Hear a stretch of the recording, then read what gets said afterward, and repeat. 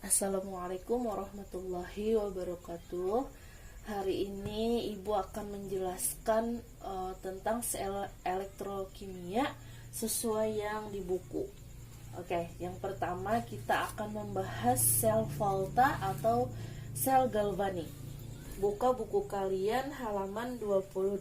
Ibu langsung saja untuk penjelasan yang percobaan pada reaksi redoks spontan dalam sel Volta yang menghasilkan energi listrik yang direaksikan antara tembaga dan magnesium.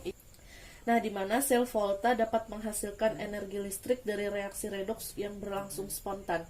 Jadi sel Volta ini akan menghasilkan energi listrik jika reaksi redoksnya saat berlangsung spontan. Kemudian dalam sel Volta, anoda adalah kutub negatif dan katoda adalah kutub positif. Oke, itu sudah kalian pasti sudah tahu. Kalau anoda atau anode itu dia akan berada pada kutub negatif. Kutub negatif. Berarti dia lambangnya negatif. Untuk katoda atau katode, dia berada pada kutub positif. Berarti lambangnya positif. Oke, kemudian kita lihat lagi. Anode dan katode yang berupa logam dicelupkan ke dalam larutan elektrolit yang mengandung masing-masing ion logamnya. Kedua larutan dihubungkan dengan jembatan garam, sedangkan kedua elektroda dihubungkan dengan kawat. Listrik yang dihasilkan diukur dengan voltmeter yang dipasang pada kawat. Jembatan garam berisi garam dalam gelatin yang berfungsi menjaga kenetralan listrik dari kedua larutan sehingga aliran listrik tidak terputus. Nah, di sana ada sebuah gambar percobaan antara reaksi tembaga dan magnesium. Nah, jembatan garamnya itu yang di sini, yang ini, dia merupakan atau yang berisi garam dalam gelatin, fungsinya untuk menetralkan listrik dari kedua larutannya. Nah, itu kalian bisa lihat sendiri ya di sana. Seharusnya ini kalian melakukan percobaan terapan.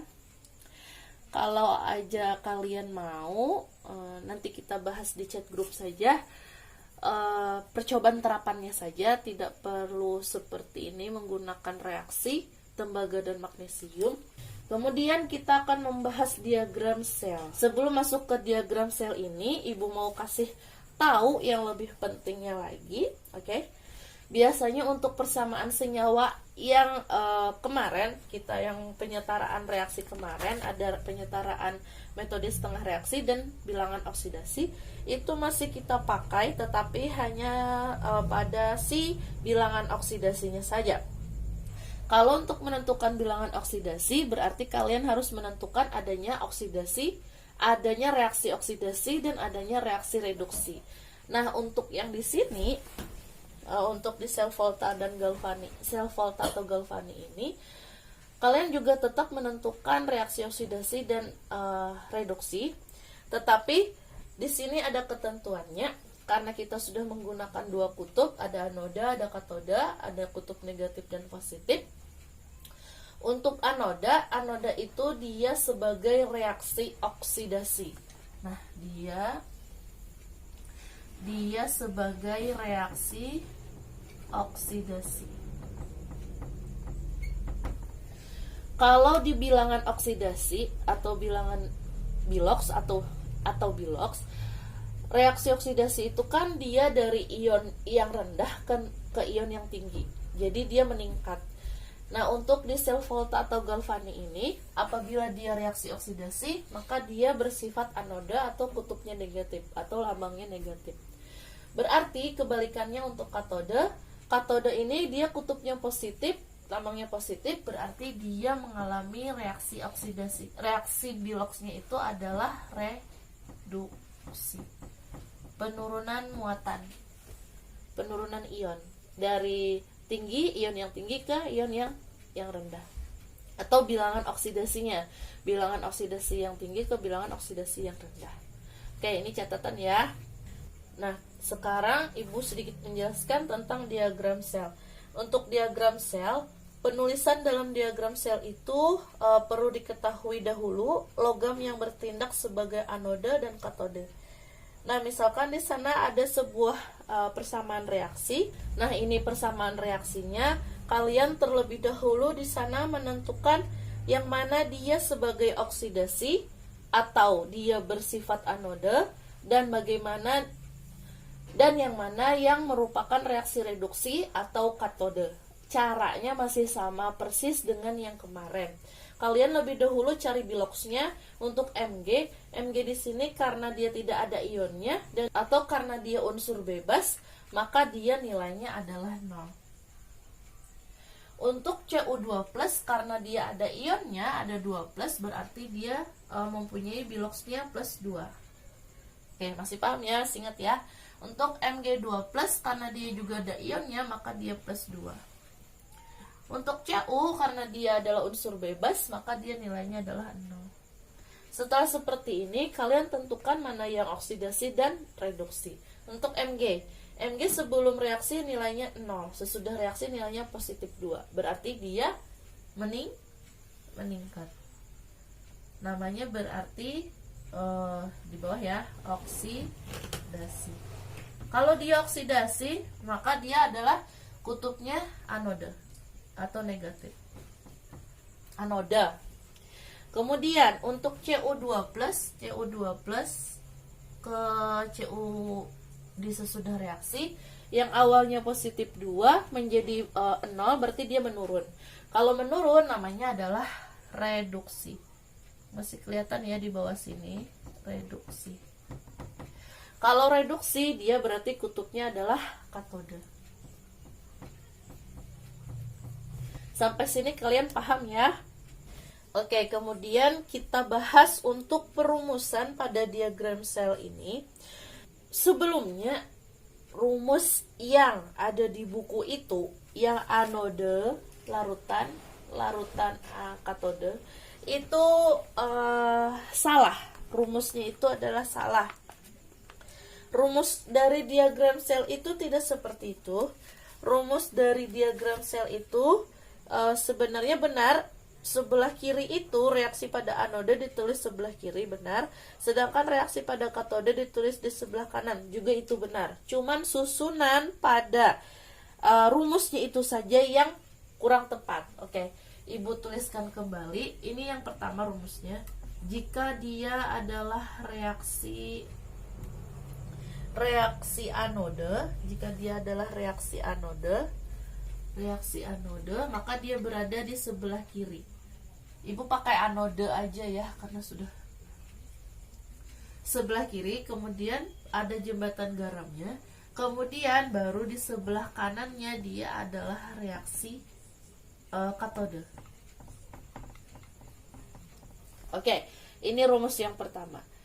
Kalau dia reaksi anode, berarti dia adalah reaksi oksidasi.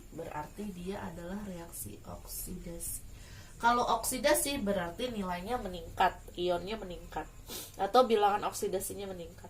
Sedangkan reaksi katode, Allahumma sholli, ini katode ya, dia berarti reaksi reduksi.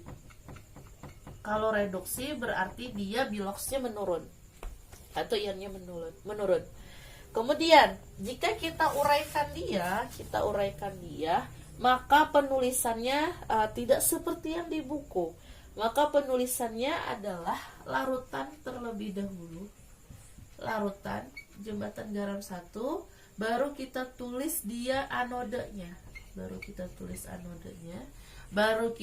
lagi jembatan garamnya, baru kita tulis lagi katodenya. Oke, katodenya. Katode ya. Baru kita tulis lagi larutannya. Nah, seperti ini susunan untuk penulisan diagram sel. Rumusnya seperti ini. Oke, kita buktikan ya. Tadi kan katanya di sana ada persamaan reaksi. Di sana tadi kan ada katanya persamaan reaksi, ada reaksi logam Mg dengan logam Cu, di mana di sana katanya logam Mg itu sebagai anode dan logam Cu itu sebagai katode. Oke, tidak perlu lihat seperti itu pun sudah kita tahu larutan ini kita bisa lambangkan dia sebagai L, dan anode ini kita bisa lambangkan dia sebagai ionnya. Kita ganti L ini larutan.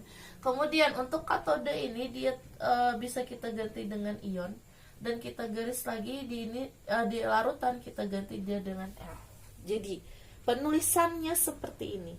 Kita lihat larutan pada si Mg, karena Mg itu merupakan oksidasi dan merupakan kutub anode atau reaksi anode.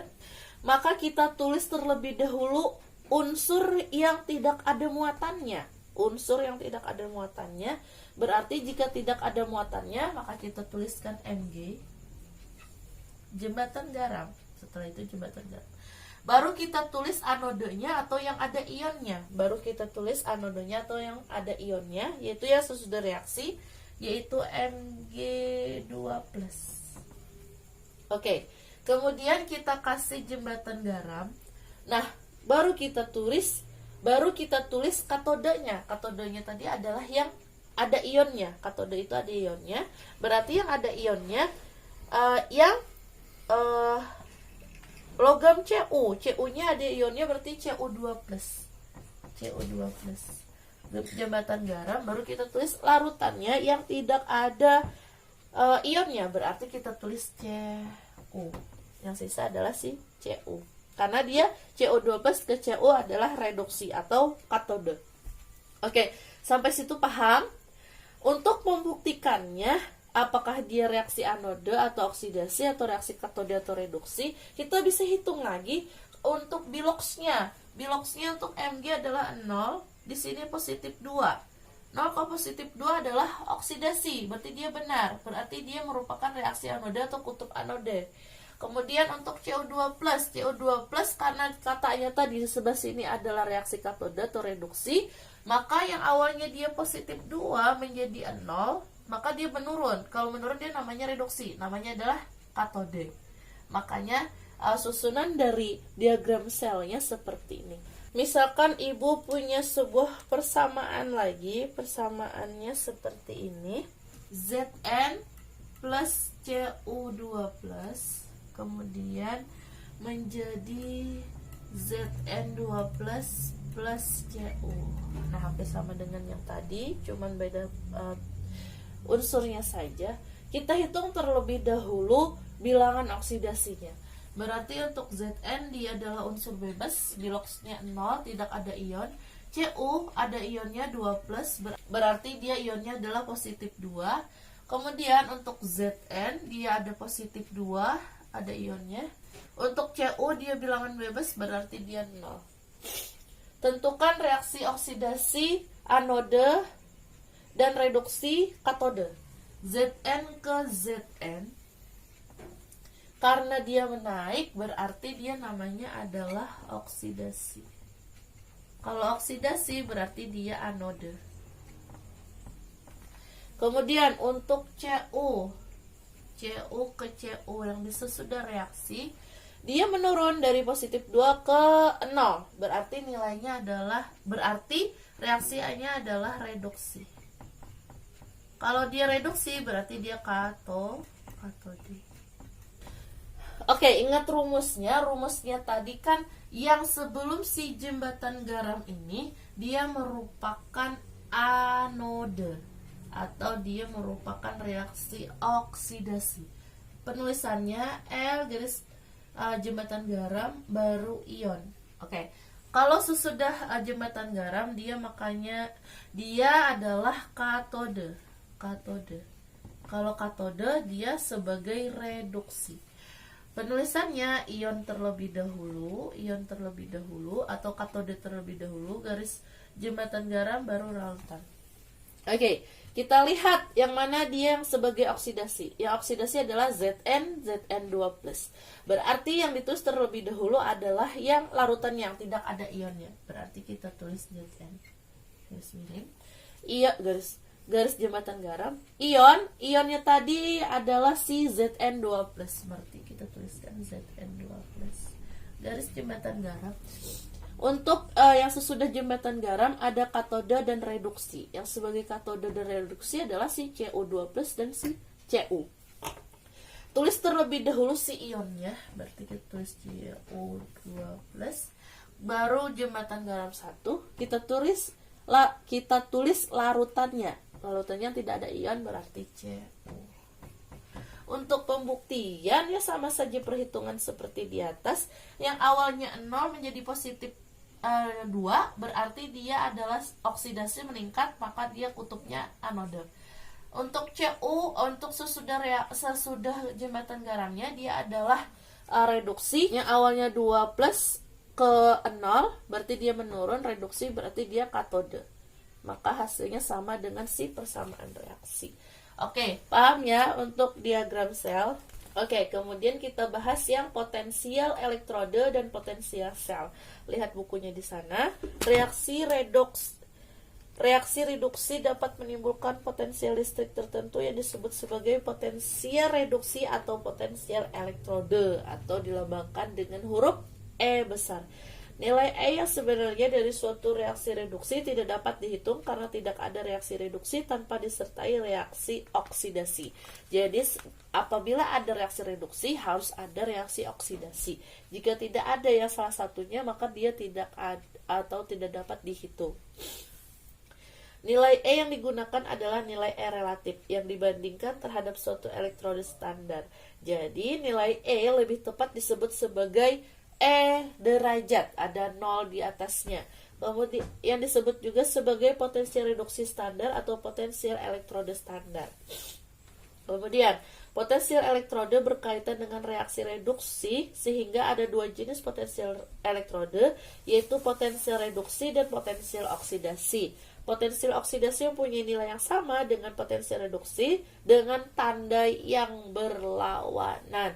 Jadi perhatikan di sini ada catatan lagi.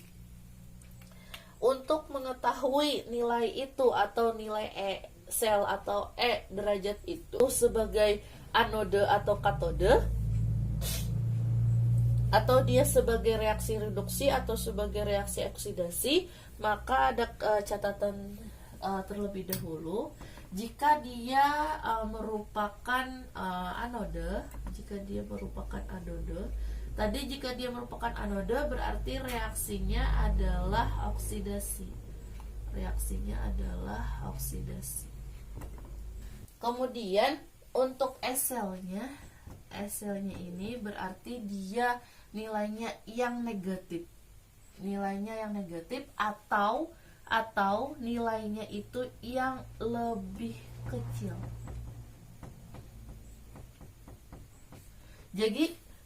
Jadi tidak melulu dia negatif, bisa saja dia positif, tetapi nilainya lebih kecil daripada nanti nilai dari katodenya. Boleh positif, tetapi kalau dia sudah bertanda negatif pada si S-selnya atau si E derajatnya ini, berarti dia sebagai nilai dari si anode atau si reaksi oksidasi. Kemudian untuk katode dia sebagai reaksi reduksi,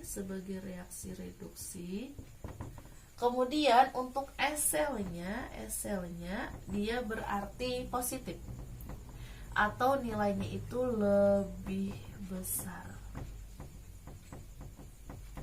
Nah, misalkan nanti pada soal nilai S-selnya ini sama-sama positif, cari nilai yang lebih kecil berarti dia sebagai anode. Yang lebih besarnya nilai lebih besarnya itu berarti dia sebagai katode. Jika dia nilai S-selnya adalah positif keduanya. Kalau sudah terlihat seperti ini, berarti kalian langsung saja menentukan jika ada negatif berarti dia anode, jika dia positif S-selnya berarti dia katode. Untuk yang di buku sepertinya dia sudah terbalik lagi, Karena di sana untuk potensial reduksi dia menggunakan nilai S-selnya negatif, untuk potensial oksidasi dia menggunakan S-selnya positif. Sepertinya itu kesalahan buku lagi. Ibu sudah lihat beberapa referensi, hasilnya pun tetap seperti ini. Oke, kemudian barulah kita masuk ke yang C, untuk mengukur potensial elektrode dan potensial sel. Di sana hanya saja pembahasan, jadi tidak ibu tulis ya yang C. Yang C ibu tidak tuliskan karena hanya pembahasan. Nilai potensi elektrode dapat diukur dengan alat yang disebut voltmeter. Oleh karena reaksi reduksi dan reaksi oksidasi tidak dapat dilakukan secara terpisah, penentuan potensial dilakukan dalam sel volta. Baik, kemudian dalam pengukuran potensial elektrode digunakan elektrode hidrogen sebagai pembanding. Elektrode hidrogen dapat bertindak sebagai anode atau katode bergantung pada jenis elektrode yang akan diukur potensialnya. Kemudian yang selanjutnya kita menghitung potensial sel. Itu bukan E, itu adalah D. Kan habis C itu D ya. Sepertinya yang bikin buku ini dia lagi mengantuk, jadi selalu salah gitu.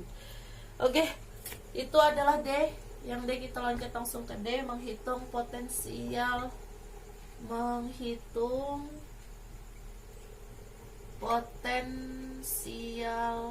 sel atau dilambangkan sebagai E sel. Oke. Untuk rumus dari penghitungan potensial sel ini adalah E sel sama dengan E sel katode dikurangkan dengan si S sel anode. Oke.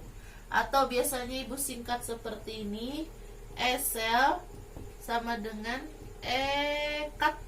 Oke, kat dikurang dengan E an. Nah, jadi lebih mudah untuk mengingatnya.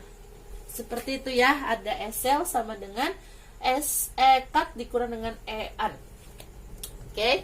Kemudian reaksi sel merupakan reaksi penjumlahan dari dua reaksi setengah sel, yaitu reaksi oksidasi dan reaksi reduksi. Untuk itu jumlah elektron yang dilepaskan dan yang diterima harus setara. Jika belum setara, setarakan terlebih dahulu dengan cara menambahkan koefisien reaksi. Nilai potensi reduksi tidak berubah akibat penyetaraan. Nah, oke. Kemudian di sana ada sebuah soal. Kita bahas soalnya. Ada contoh soal. Oke. Di sana ada dua senyawa atau dua persamaan. Yang pertama Cu2+ plus 2E- menjadi Cu, di mana potensialnya sebesar positif 0,34 volt. Dengan ibu, kalau dia positif harus menggunakan tanda positif. Ini lambang positif, jangan ditinggal. Untuk Mg2+ plus 2E- Mg, E-nya sebesar min 2,356 volt. Oke. Setelah di sini katanya kalian harus menentukan S sel kedua elektrode dan notasi selnya. Berarti kalian harus menggunakan rumus yang S sel ini dan notasi sel itu yang si diagram selnya. Oke, langkah pertama kalian harus menentukan yang mana dia si anode dan mana dia si katode untuk menentukan nilai dari si S sel ini. Untuk yang pertama, untuk si CO2+, ini berarti dia E-nya ini nilainya adalah positif. Kalau dia positif, nilainya lebih besar. Kalau dia lebih besar, maka dia sebagai katode. Oke. Untuk yang Mg, karena nilainya sudah negatif, karena nilainya lebih kecil daripada yang di atas, maka dia adalah sebagai anode. Oke, sampai situ dulu paham ya untuk menentukan katode dan anode dari setiap derajat ini. Baru kita masukkan dia ke dalam rumus. Rumusnya tadi kan S sel sama dengan E kat dikurang dengan E an.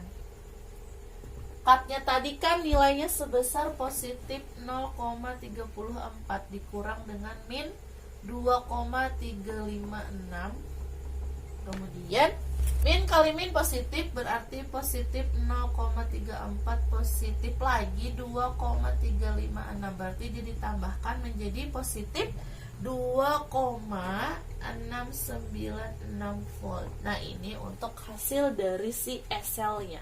SL-nya berarti nilainya sebesar positif 2,696 volt. Oke, ini untuk si SL-nya, potensialnya. Kemudian untuk notasinya, untuk notasi sel ini, ingat ya yang diagram sel tadi kan rumusnya adalah reaksi oksidasi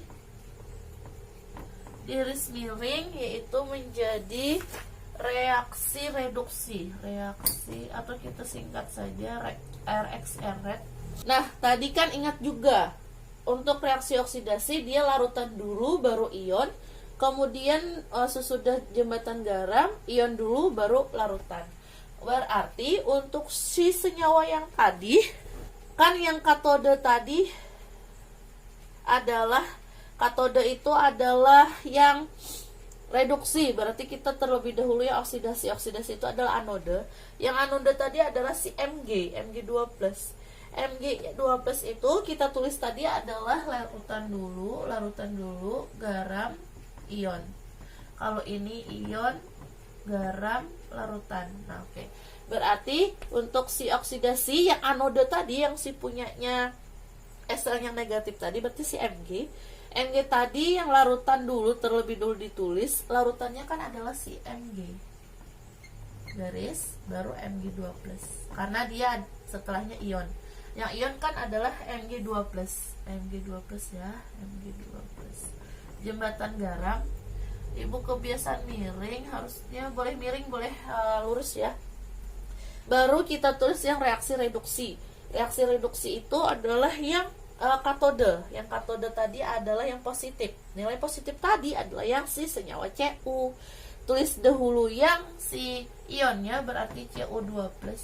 Jembatan garam baru larutannya yang tanpa ada ion. Berarti seperti ini untuk notasi sel yang ada di soal tersebut. Oke, kita bahas yang E. Yang E tadi, F itu diganti dengan E. Yang E itu ialah menentukan kespontanan reaksi redoks menggunakan potensial sel. Menghitung kespontanan reaksi pada potensial sel, reaksi redoks pada potensial sel, atau langsung Ibu tulis seperti ini. Nah, oke. Di sini katanya berlangsung atau tidaknya suatu reaksi dapat dilihat dari tanda potensial selnya. Apabila tanda potensial selnya positif, reaksi berlangsung. Bila tanda potensialnya negatif, berarti reaksi tidak berlangsung. Berarti jika dia berlangsung, maka potensial selnya itu bernilai positif. Jika dia tidak berlangsung, maka SL-nya bernilai positif. Bernilai negatif. Oke. Di sana ada sebuah contoh soal. Contoh soalnya di sana ada dua senyawa lagi. Dia bertanya apakah dia berlangsung spontan atau tidak. Kita lihat di sana. Karena ada Zn2+, jembatan garam menjadi Zn, ya kan ya. Kemudian ada SL-nya dengan nilai. Nah, ini dengan nilai yang sama, ada negatif 0,76 volt, dan ada SN2+, jembatan garam jadi SN. Kemudian ada SL-nya atau E negatif, bukan SL sih, bisa aja kalian tulis SL, cuman derajatnya atau potensialnya senilai min 0,14 volt. Nah, oke. Yang ditanyakannya adalah dia berlangsung spontan atau tidak. Langkah pertama, perhatikan di sini. Langkah pertama yang kalian tentukan adalah yang mana dia yang mana dia katode, yang mana dia anode dari kedua senyawa ini. Kita lihat terlebih dahulu yang mana dia katode, yang mana anode. Dari nilai negatifnya, yang mana lebih besar dari kedua masing-masing kedua potensial ini yang lebih besar. Ternyata yang lebih besar adalah yang 0, negatif 0,14 karena dia semakin mendekati 0, semakin mendekati nilai positif. Berarti yang lebih dekat adalah si negatif 0,14 volt. Kalau di garis ya, kalau garis matematik di sini 0, di sini positif, di sini negatif. Kalau dia semakin ke sini berarti dia semakin menuju ke positif. Makanya nilai negatif 0,14 ini adalah yang lebih besar dari 0,76. Oke, dia berarti kita tulis terlebih dahulu besar. Berarti yang ini nilainya adalah kecil. Oke, sampai situ paham? Nah, jika sudah sampai sini, maka kalian tentukan mana yang oksidasi, mana yang reduksi. Ternyata kalau nilainya lebih kecil, maka dia adalah reaksi oksidasi. Maka nilainya adalah reaksinya adalah reaksi oksidasi. Kalau dioksidasi berarti dia adalah anode. Ya kan? Kemudian jika nilainya adalah lebih besar, maka dia adalah reaksi reduksi. Kalau dia reduksi, maka dia nilainya adalah atau kutubnya adalah katode. Oke, sampai situ paham? Jika sudah menghitung atau menelaah seperti ini, barulah kalian tuliskan reaksinya. Menuliskan reaksi ini, jika dia menuliskan reaksi itu, ada sebuah catatan. Jika menuliskan reaksi itu, jika nilainya itu adalah lebih kecil, yang pertama, jika nilainya lebih kecil, maka penulisan dari dari si senyawa ini dibalik. Maksud dibalik berarti untuk penambahan E-nya sesudah reaksi. Penambahan E-nya sesudah reaksi. Dia maka nilainya maka dia dibalik, atau dia E-nya sesudah reaksi. Kemudian jika sudah sampai sini, nilai SL-nya kalau dia awalnya negatif, maka dia menjadi positif. Yang seperti ini ya, jika awalnya dia negatif, maka dia akan menjadi positif. Oke, paham ya untuk nilai yang lebih kecil. Oke, kemudian jika dia lebih besar,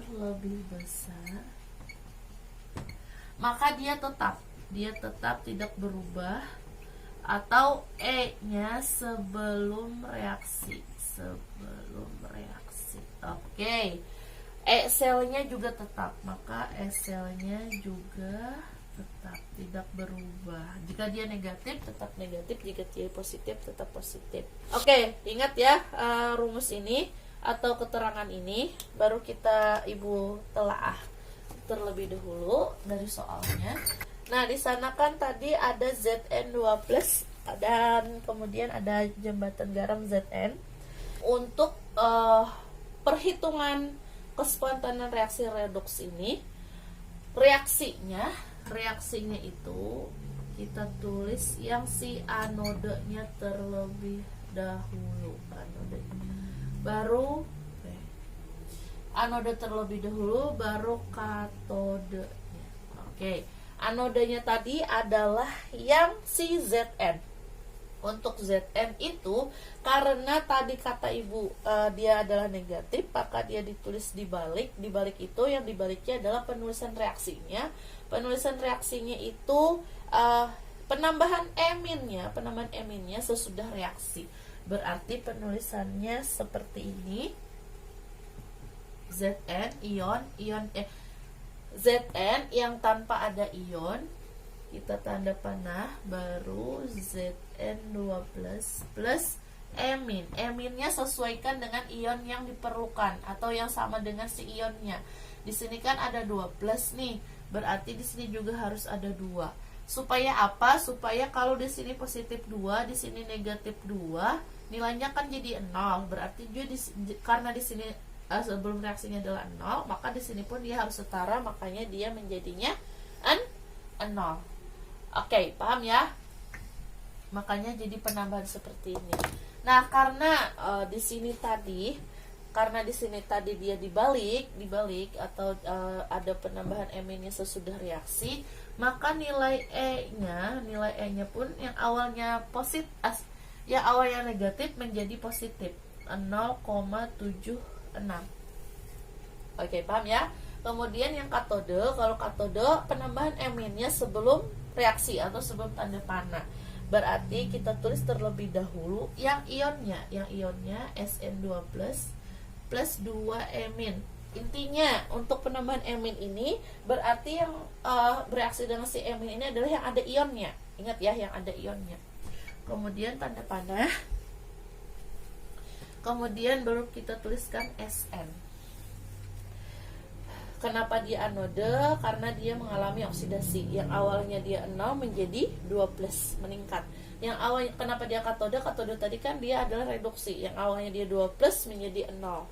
Jadi nilainya menurun. Untuk E-nya karena dia nilainya tadi lebih besar, maka dia tetap saja nilainya 0,14. Oke, sampai situ paham? Baru kita reaksikan dia.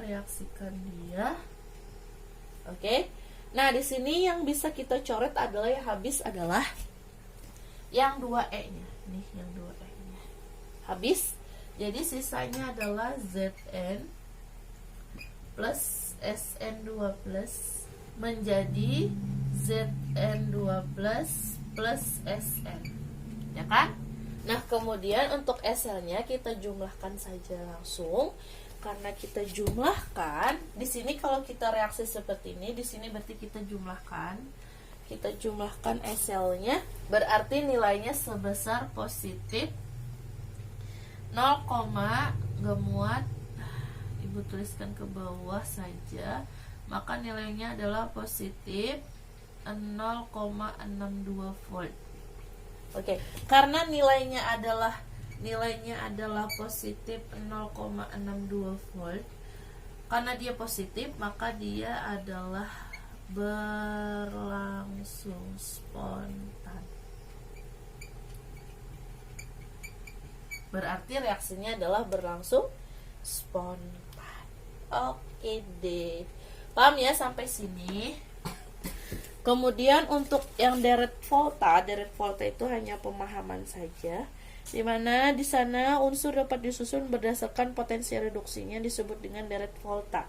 Direct tersebut dapat ditulis sebagai berikut. Nah, di sana kalian bisa lihat, di sana sebelum hidrogen atau E potensialnya adalah 0, sebelum itu nilainya adalah E potensialnya lebih kecil daripada 0. Di sana ada beberapa unsurnya, tidak Ibu sebutkan. Kemudian sesudah jembatan garamnya ada E potensialnya lebih besar,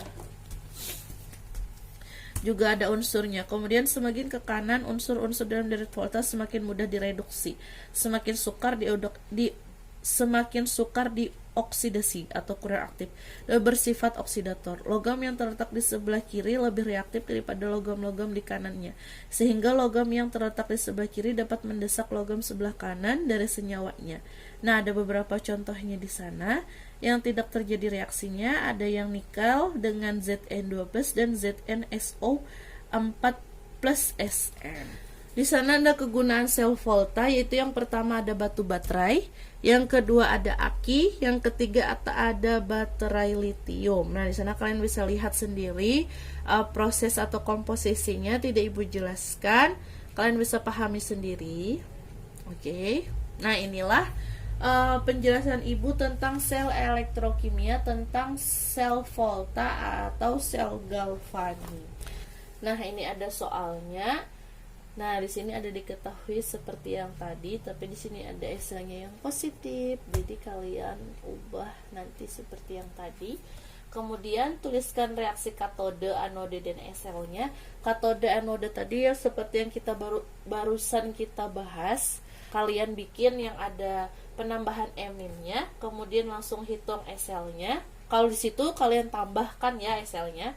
Kemudian kalau di sini hitung potensial SL-nya yang menggunakan rumus SL sama dengan EKAT dikurang dengan EAN. Ini yang B. Kemudian tuliskan diagram selnya. Diagram selnya tadi sudah ada rumusnya ya. Nah, ini hanya satu soal saja, tidak banyak. Oke. Hanya ini saja yang dapat Ibu sampaikan atau Ibu jelaskan. Terima kasih banyak. Semoga kalian paham dan mengerti. Assalamualaikum warahmatullahi wabarakatuh.